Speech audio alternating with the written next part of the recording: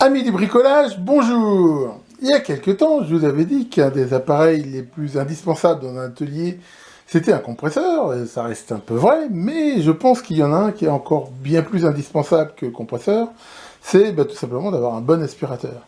D'abord parce que je rappelle que le compresseur, si on l'utilise pour nettoyer, il déplace la poussière, mais il l'enlève pas, il se contente de la déplacer d'un endroit à un autre, alors qu'un aspirateur, quand même, va l'avaler et va la concentrer dans un bac où on peut facilement la jeter.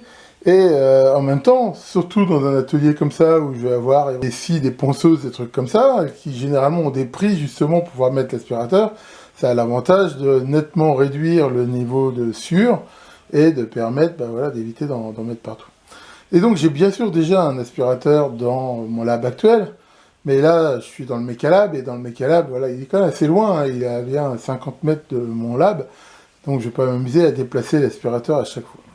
Et comme d'habitude, hein, comme jusqu'à présent je suis plutôt très content des produits Vevor, j'ai regardé et j'ai vu qu'ils avaient un aspirateur qui semblait vraiment convenir pour mon Mecalab.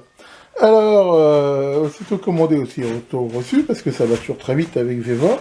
Et donc je vous propose de le découvrir ensemble. Je ne l'ai pas encore ouvert. Voilà, on va voir ensemble ce que ça dit.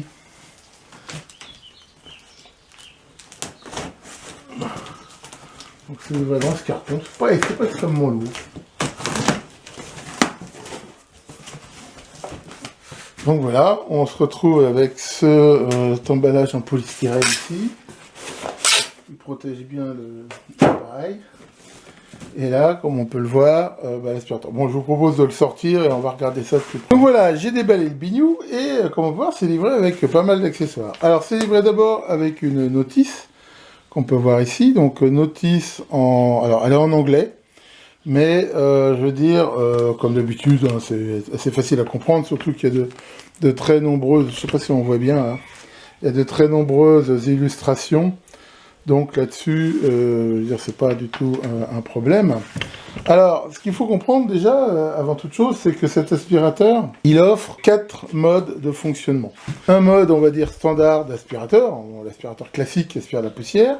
Il permet d'aspirer éventuellement des liquides. Donc ça, c'est le mode, on va dire, aspiration d'eau, par exemple, ou de choses humides. Ensuite, il a un mode qui peut être intéressant, moi je vais certainement pas trop l'utiliser, mais qui est intéressant, qui permet en gros de réinjecter du produit. Ça va être typiquement le mode pour nettoyer des tapis, des vitres, des choses comme ça, où on peut éventuellement mettre un produit détergent qui va être envoyé, pulvérisé sur la surface à nettoyer et en même temps aspiré.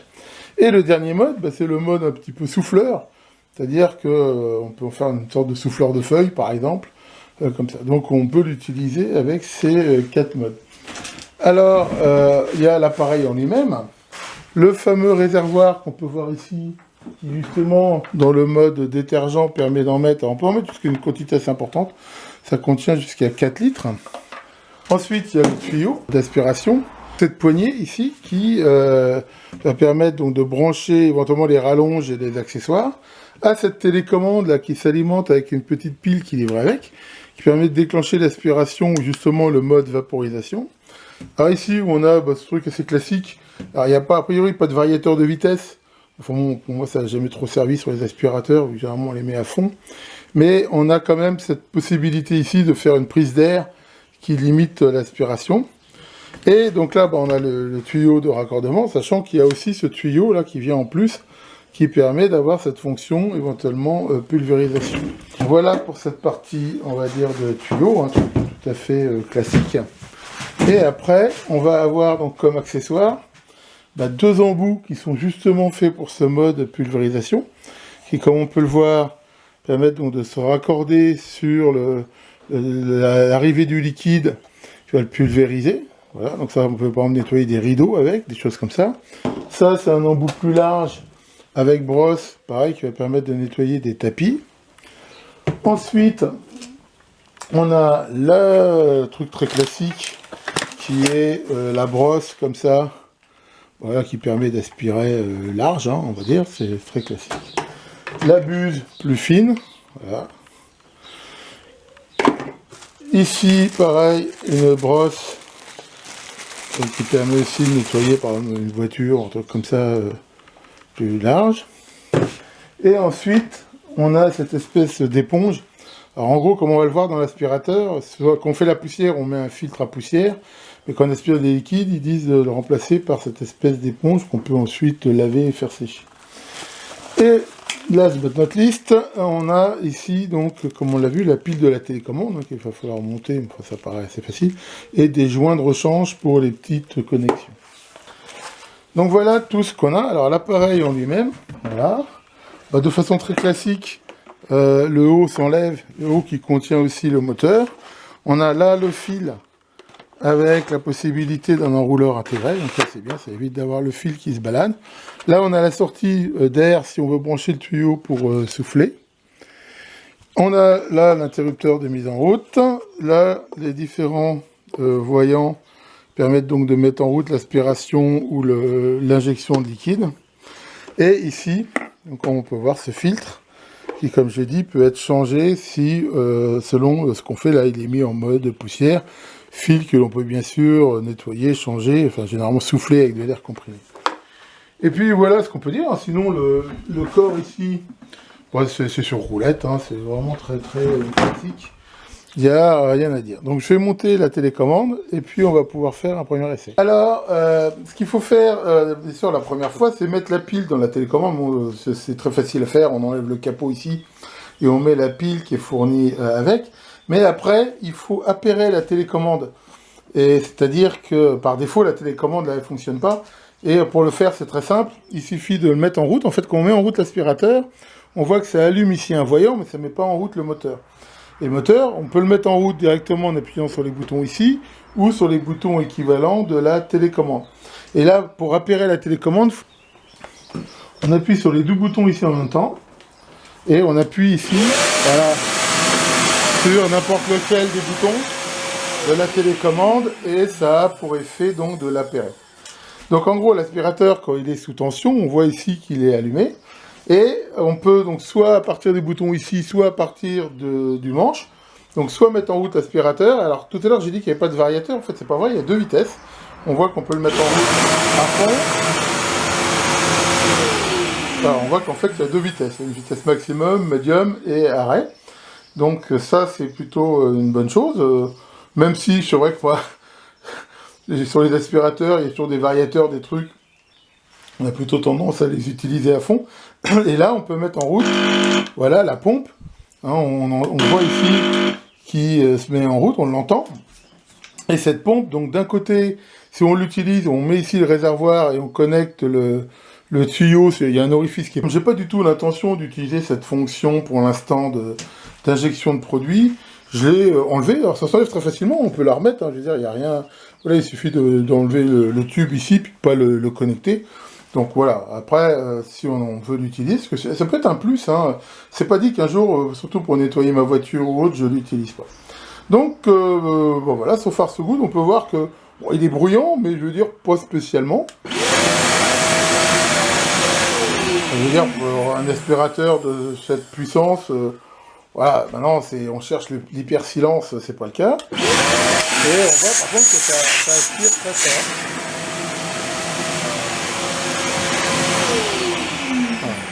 Alors honnêtement, je trouve que d'avoir la commande ici directement au niveau de la poignée, c'est vraiment un plus. Surtout quand on bricole, justement, ça évite d'être obligé à chaque fois de revenir au truc pour le mettre en route. Si on veut subitement s'arrêter et le remettre en route, c'est vraiment un... Enfin, je pense que c'est plus qu'un gadget, ça. Alors, on va déjà faire un essai, par exemple, d'aspiration. Voilà, donc là, typiquement, ça tombe bien, vu que j'ai plein de trucs, là, dessus à aspirer. Alors, allons-y.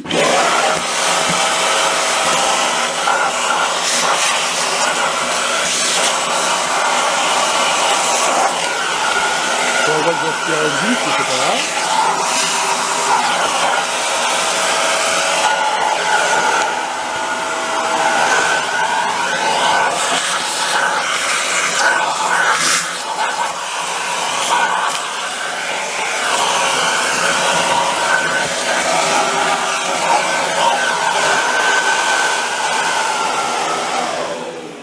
Bon, bah, je crois que la démonstration est très bonne.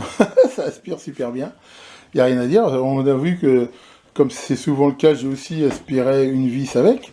Mais l'intérêt, justement, c'est que comme c'est un aspirateur, je veux dire, tonneau, si on aspire justement par mégarde quelque chose qu'il ne fallait pas, bah, comme s'il n'y a pas de sac.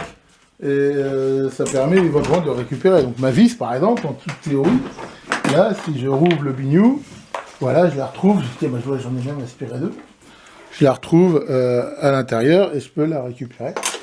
Et ça, c'est plutôt très bien. Donc, après, il suffit de vider le bac quand il est plein, hein, c'est aussi simple que ça. Donc, ce farce good, vraiment, je trouve que c'est enfin comme ça, il correspond complètement à mes attentes. Il a l'air quand même d'être très très puissant. Et pour un atelier, c'est vraiment l'idéal, quoi. Là, voilà, si on regarde encore, là j'ai plein de choses.